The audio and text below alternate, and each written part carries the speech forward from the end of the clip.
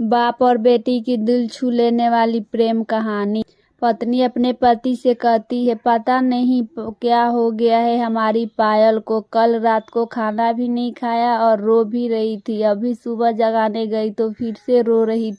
वजह पूछी तो बस इतना कही कि प्लीज माँ मुझे अकेले छोड़ दो। मुझे लगता है कि शायद उसे किसी ने प्यार में धोखा दिया है। डर लगता है कहीं वो खुद को नुकसान ना पहुंचाए। पति थोड़ी देर खामोशी के बाद कहता है, ठीक है मैं देखता हूँ। इतना कहकर वो अपनी बेटी के कमरे में जाते हैं। पायल, कैसी हो बेटा? बेटी, प्लीज पापा मुझे कुछ दिन के लिए अकेला छोड़ दीजिए। पिता, ठीक है बेटा, मेरा एक शर्त। बेटी, बोलिए बोलिए पिता, मैं तुम्हें एक बकवास कहानी सुनाना चाहता हूँ, तुम इसे सुन लो, फिर हम तुम्हें डिस्टर्ब नहीं करेंगे, ओके? बेटी, ठीक है सुनाइए। पिता, आज से करीब 20 साल पहले एक राजा हुआ करते थे, बेहद अमीर थे। उनके 2 बेटे थे। बड़ा बेटा बेहद आज्ञाकारी और ईमानदार था।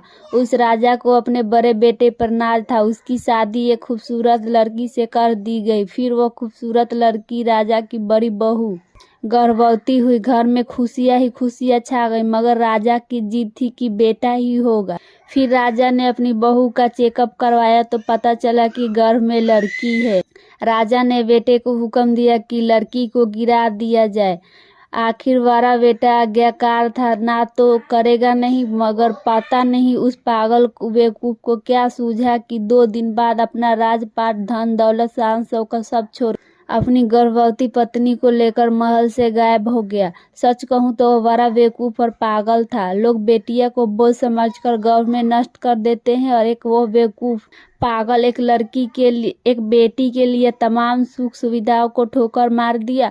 वह बाप की बात मानता तो आज उसकी जगह राजा होता। ना जाने वह बेटी के लिए पागल बाप ने ना जाने किस हालत में होगा। तभी पायल की माँ वहां आकर कहती है कि वह बेटी के लिए पागल शख्स और कोई नहीं, ये तेरी पिताजी है जो तुझे सच्ची कहानी सुना रहे हैं।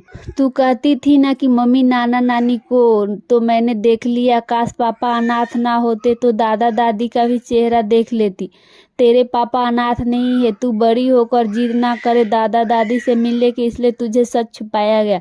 फिर तेरे पापा ने तेरे पैदा होने के एक कसम ली कि तेरे अलावा दूसरे संतान फिर कभी नहीं बनाएंगे। अखबार में इश्तहार देकर तेरे दादा दादी ने बेटी को लेकर ही वापस आने को कहा। मैंने भी जोर दिया वापस जाने को, मगर तुझे गोदी में उठाकर तेरे पापा ने बस इतना ही कहा, जिस घर में मेरी प्रिंसेस की हत्या का फरमान निकाला गया वो एक राजा कैसी सांसें ले सकता है। अब नजारा अलग था। पायल की आंखों में पापा के लिए सम्मान, उनकी मोहब्बत के लिए ढेर सारा प्यार और उनकी कुर्बानी के लिए इबादत करने जी कर रहा था। आंसू थामने का नाम नहीं ले रहे थे, मगर सब कुछ सिर्फ पापा के लिए था। पापा ने बस आखिरी शब्द इतना ही कहा अपनी बेटी, मैं नहीं जानता बेटा कि दुनिया तेरे बारे में क्या सोचती है, मगर तू मेरे लिए बेहद अनमोल है। भले मैं आज कहीं का राजा नहीं रहा, मगर तू कल भी, आज भी और सदा ही मेरी प्रिंसेस रहेगी।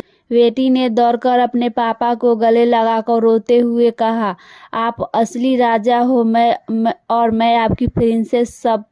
सबकी पलकों गीली थी, मगर वो एक नई सुबह की शुरुआत थी जहां प्रिंसेस फिर से अपनी सियासत में लौट आई थी। बेटियां माता पिता की जान होती है, उनकी आन बान और शान होती।